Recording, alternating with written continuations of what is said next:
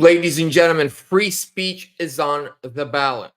See, Trump stands for free speech, freedom of expression, freedom and saying whatever you want to say and believe whatever you believe in, whether it's in person, on TV, on social media, in public, or in private.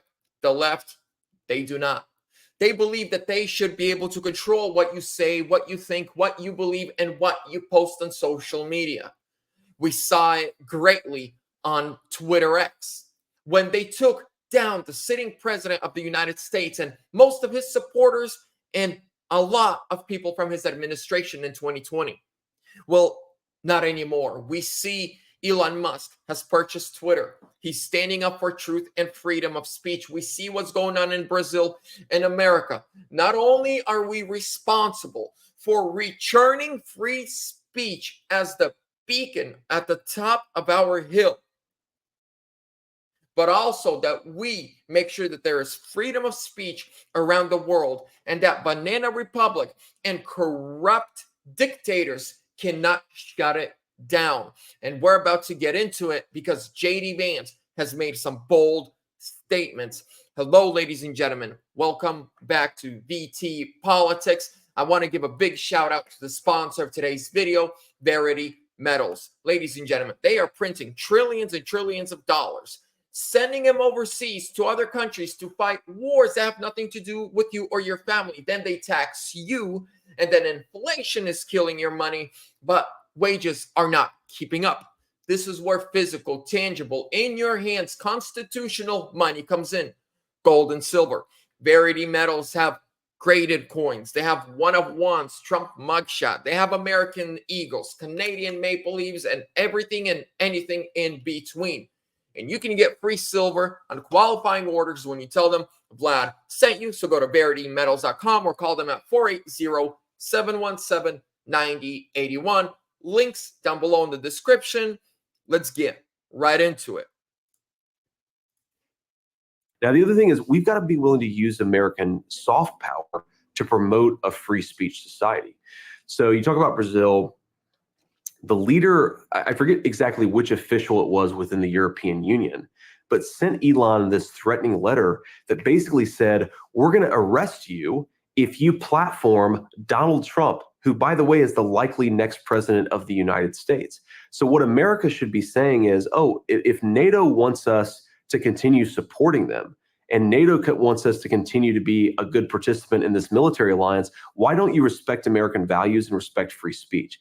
It's insane that we would support a military alliance if that military alliance isn't going to be pro-free speech. I think we can do both, but we've got to say American power comes with certain strings attached. One of those is respect free speech, especially in our European allies. Like, look, I'm not going to go to some backwoods country and tell them how to live their lives. But European countries should theoretically share American values, especially about some very basic things like free speech. And here's what I want to say, ladies and gentlemen. America does not need NATO. NATO needs America. America does not need Europe. Europe needs America. America does not need Ukraine, Germany, France, Brazil, but all those other countries need America. And so when you have Elon Musk, who buys Twitter X, is fighting for free speech worldwide, and then you have countries going after him, taking down his platform, seizing his money, or leaders of the European Union sending him a threatening letter saying, you better suppress your interview with Trump in Europe or you're going to have issues. And we're still funding NATO. We're still saying they are our allies. If you're a friend of mine, right? So if you're the American government, your citizens are like your children. It's kind of, hypotheticals, but the government's like mom and dad, and their number one interest is to take care of the kids, which is the citizens.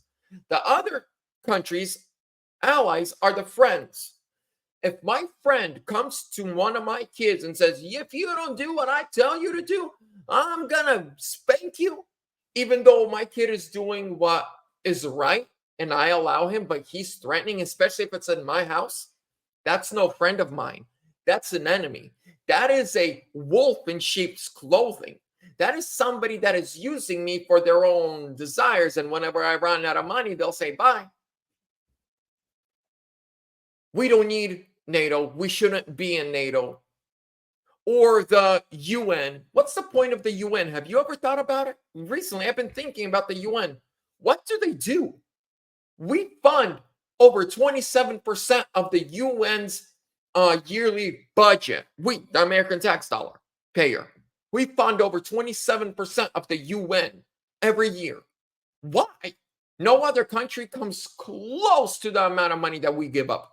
But yet we have the same seat arrangements and the same strength pool, which makes zero sense. We should not be in the UN or NATO. We don't need those societies or those alliances. They need us. Ladies and gentlemen, this election truly is about free speech.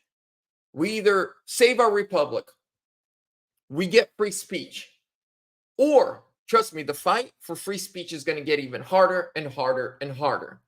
This election is going to determine the next 25 years of our future, at least. And not only ours, but the world's. So vote smart, vote Trump. Free speech is on the ballot. Prosperity is on the ballot. Your safety is on the ballot. Secure borders on the ballot. The economy, a great economy is on the ballot. Vote for Kamala, bad economy.